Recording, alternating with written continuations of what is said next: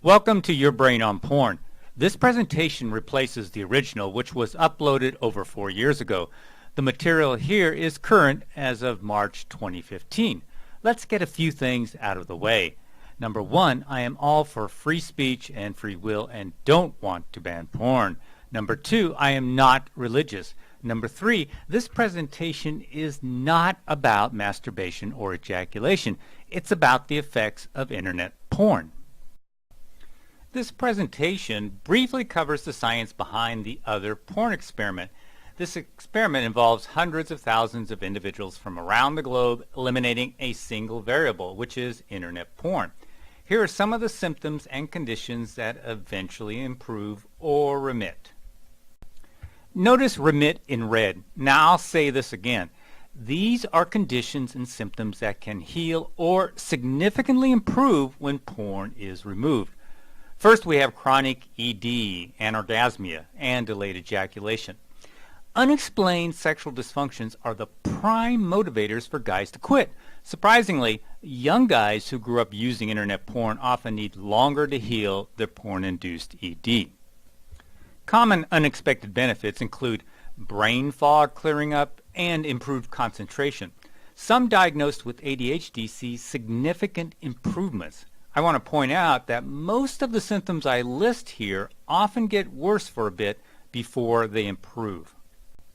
Most had no idea they were lethargic or lacked motivation until they quit using porn, and then experienced big increases in energy and motivation. Many start new hobbies, start dating again, or go back to school. Many report social anxiety decreases, often significantly. Others report newfound confidence, which may be the most commonly reported benefit. We have seen even mild to moderate depression fade away.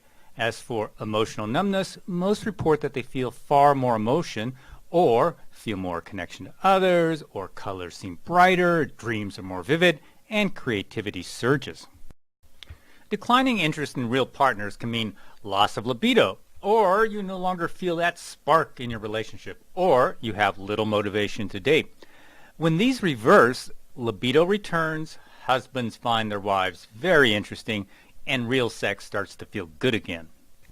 Finally, the most controversial, escalation to porn that doesn't match original taste or sexual orientation. It's real simple. If a fetish or sexual taste fades away after you quit porn, it's not innate. It was porn-induced. I could list many more benefits people have reported, but I'll stop here.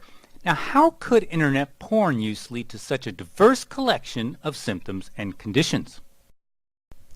The logical answer is that chronic porn use altered the reward circuit, both structurally and chemically. Modern neuroscience and recent brain studies on porn users and internet addicts support this hypothesis. Now, this is a very simple representation of the reward circuit. In this view, we are looking at a slice through the center of the brain. Here's a more accurate representation of the reward circuit. Although it's too complex for our needs, I'm showing this more accurate diagram to emphasize an important concept. When we read or hear about the limbic system or the mammalian brain or the primitive brain, etc., what they are really referring to are a collection of evolutionarily ancient structures. Now, these structures are involved with nearly every mental, emotional, and physical function you can think of. Their job is to keep us alive. Most of these primitive structures are included in what scientists label the reward circuit. Changes in the reward circuit can affect any aspect of behavior and even alter physiological functions. The reward circuit shapes our moods and colors our emotions.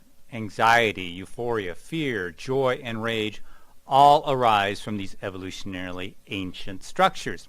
The reward circuit is the seat of most of our desires and drives, whether it's hunger for food, power, or sex. This is where we fall in and out of love and where addiction occurs. In fact, alterations in the reward circuit are behind most mental disorders, whether it's social anxiety, depression, or even schizophrenia.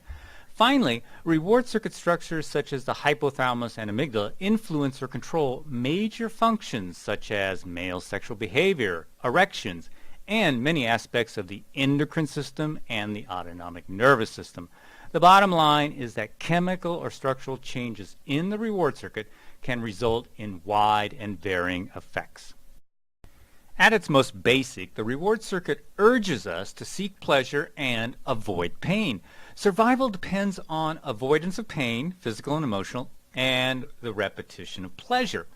To this end, the reward circuit is activated when we engage in behaviors that further our survival or the survival of our genes, such as sex, eating, bonding, achievement, taking risks, play, and, interesting enough, novelty.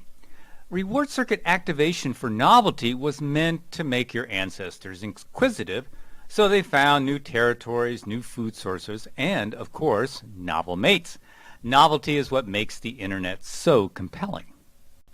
But there's more. You never make a decision without consulting your reward circuit. Moment to moment, the small yet mighty reward circuit helps you decide what you do like and what you don't like. When the reward circuit is out of balance, as occurs with addiction, your mood, perception, and decision-making are all affected. Just want to emphasize this concept. Whether it's hunger, mothering, mating, sexual desire, or addiction, the same reward circuit structures and brain chemicals are performing the same functions in all mammals. Scientists aren't studying rat brains to figure out how to help rats with anxiety disorders, addictions, or erectile dysfunction. Dopamine is one of the major neurochemicals that powers the reward circuit.